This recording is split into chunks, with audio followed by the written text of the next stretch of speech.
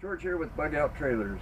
Hard to believe it's been a little over 5 years since I posted any videos up to the channel.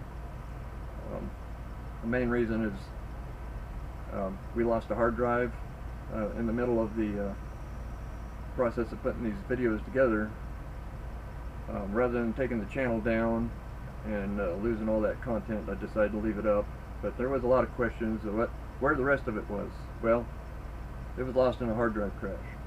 But the good news is that recently I've been looking through some old SD cards and I found some video that pretty much covers a big portion of what was left out.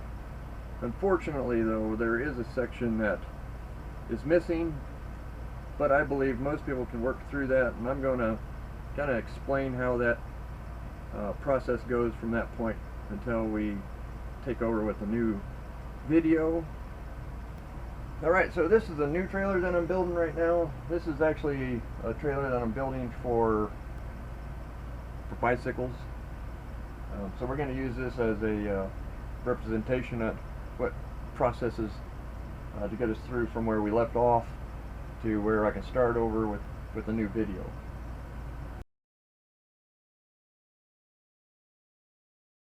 So basically we left off with the roof, installing the roof.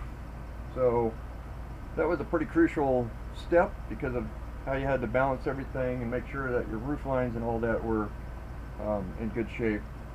And so we didn't get to the point where we installed the end walls, but I mean it's pretty straightforward. You cut your panel, fit on the end, and then basically we'll glue it in place. And the same thing with the front on the build we were doing. This one doesn't. This one has a different front end, but so basically you're going to glue it in there, and you want to make sure when you do that everything is square. But if you cut this panel straight, then everything should be square, or at least square enough for some people.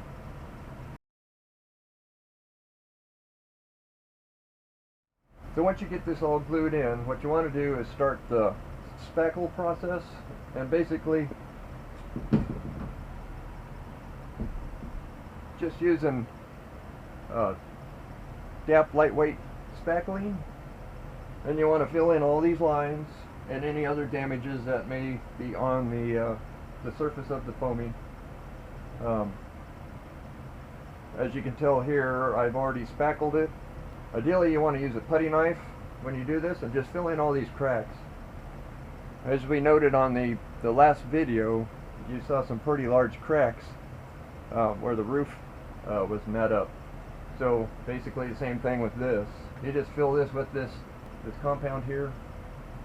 All your divots and cracks and seams filled. Just let it dry.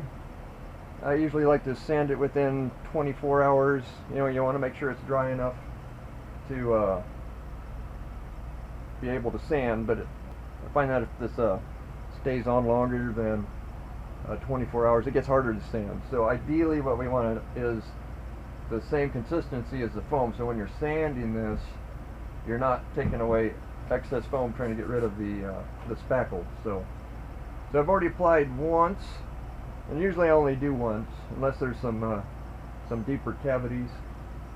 Sometimes there's shrinkage with the spackle, so you may need to do a second application. Alright, so spackle's dry, so I'm going to go ahead and sand it out.